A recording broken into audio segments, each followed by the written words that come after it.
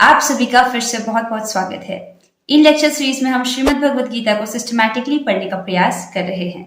हम चर्चा कर रहे हैं 5000 वर्ष पूर्व हुए महाभारत युद्ध के ठीक पहले भगवान कृष्ण द्वारा बोले गए गीतोपनिषद श्रीमद् भगवद गीता पर। पिछली वीडियो में हमने सुना कि दूसरी ओर से श्वेत घोड़ों द्वारा खींचे जाने वाले विशाल रथ पर आसीन कृष्ण तथा अर्जुन ने अपने अपने दिव्य शंख बजाए।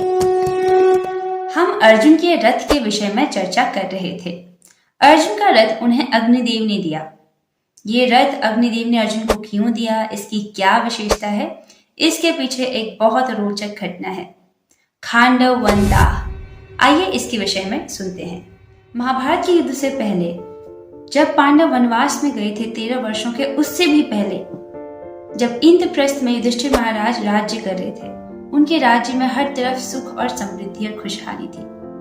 उस वक्त कृष्ण अर्जुन से मिलने के लिए द्वारका से इंद्रप्रस्थ आए हुए थे और दोनों मित्र अर्जुन और कृष्ण यमुना के किनारे विहार कर रहे थे। तब क्या होता है, तब एक ब्राह्मण, बहुत तेजस्वी ब्राह्मण, इन दोनों वीरों के समक्ष आते हैं और इनसे कहते हैं, हे वीरों, मैं आप दोनों से भिक्षा मांगता हूँ, आप मुझे भोजन करा दीजिए। मैं अधिक भोजन करने वाला ब्राह्मण हूँ, इसीलिए जब तक मुझे संतुष्टि ना हो तब तक मुझे कृपा करके आप भोजन करा दीजिए। ऐसा सुनकर अर्जुन उनसे पूछते हैं कि आप किस प्रकार से अन्न से आप संतुष्ट होंगे। तो ब्राह्मण उन्हें बताते हैं कि मैं अग्निदेव हूँ और मैं साधारण लोगों की तरह अन्न से संतुष्ट नहीं हूँगा। मैं खांडव वन दाह करना चाहता हूँ, मैं खांडव वन को जलाना चाहता हूँ, जिससे मुझे संतुष्टि, जिससे मैं तुष्ट हो जाऊंगा। कृपया आप दोनों मेरी सहायता कीजिए। ऐसा सुनने पर सब कुछ जानने वाले कृष्ण उनसे पूछते हैं, खांडवन, आप खांडवन क्यों जलाना चाहते हैं? जिस पर अग्निदेव राजा श्वेतकी के बारे में बताते हैं। राजा श्वेतकी अपने दान, पुण्य कर्म और बड़े बड़े अनुष्ठानों के लिए जाने जाते थे। एक बार राजा श्वेतकी के मन में ये इच्छा आई कि वो एक बहुत बड़ा अनुष्ठान, 100 वर्षों तक चलने वाला यज्ञ करना चाहते हैं, लेकिन कोई भी ऋषि मुनि इस यज्ञ को करवाने के लिए तैयार नहीं हुआ। इस पर राजा श्वेतकी भगवान शिव की तपस्या करते हैं और भगवान शिव उन्हें आशीर्वाद देते हैं और दुर्वासा मुनि को आदेश देते हैं कि आप राजा श्वेतकी का यज्ञ संपन्न कराइए।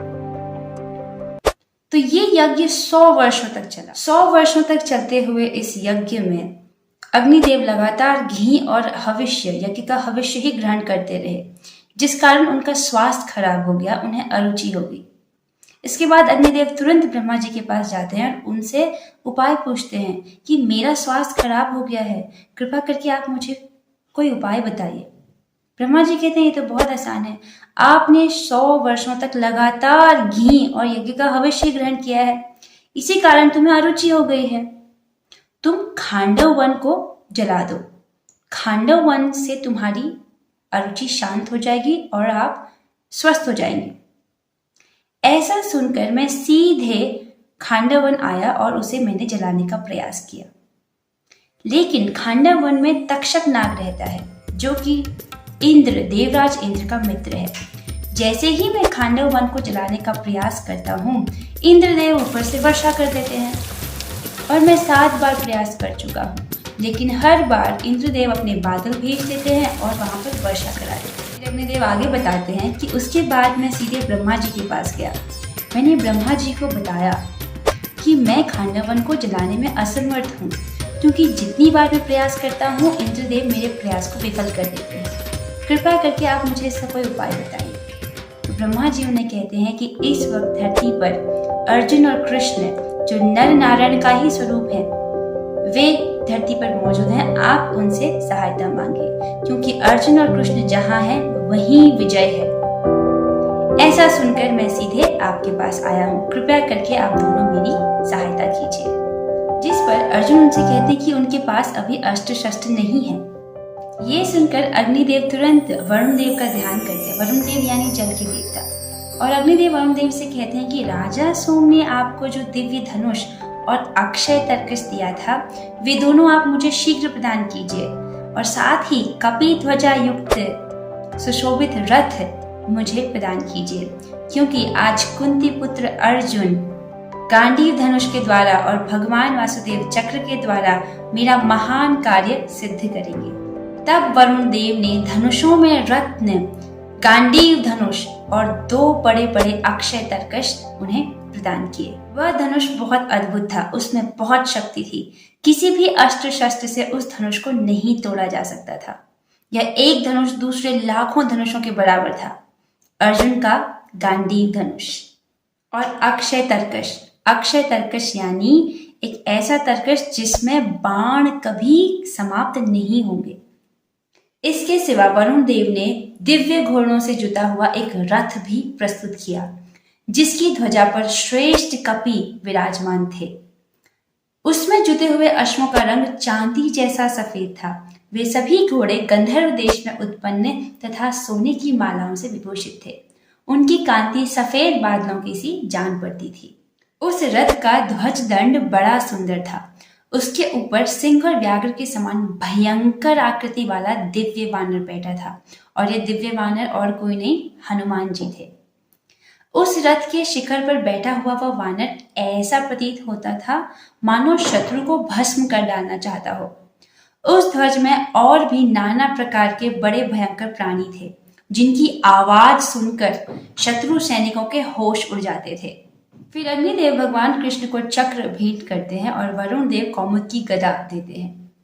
इस बार जब अग्निदेव खांडव वन को जलाने का प्रयास करते हैं तो कृष्ण और अर्जुन की सहायता से वो अपने इस प्रयास में सफल होते हैं और उनका स्वास्थ्य ठीक हो जाता है।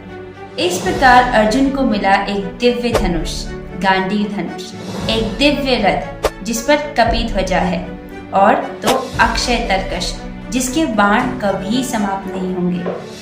अर्जुन की ध्वजा पर हनुमान का चिन्ह भी विजय का सूचक है।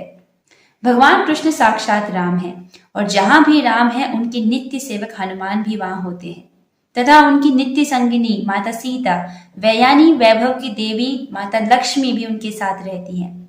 अतः अर्जुन के लिए किसी भी शत्रु से भय का कोई कारण नहीं था। जब भीष्म तथा दुर्योधन के पक्ष ने शंखनाद की ध्वनि की तो इससे पांडवों को कोई फर्क नहीं पड़ा, लेकिन जब पांडव पक्ष के शंखनाद की ध्वनि हुई तो धृतराष्ट्र के पुत्रों के हृदय विदीर्ण हो गए, यानी उनके हृदय भयभीत हो गए। अर्जुन को कोई डर नहीं है क्योंकि वो भगवान की शरण में है। इसी के साथ हम आज की चर्चा को यहीं पर विराम देते हैं। आपसे मिलेंगे अगली वीडियो में। श्रीमद् भगवद गीता की जय, श्रील प्रभुपाद की जय। All glories to Shri Guru Gauranga. Hare Krishna.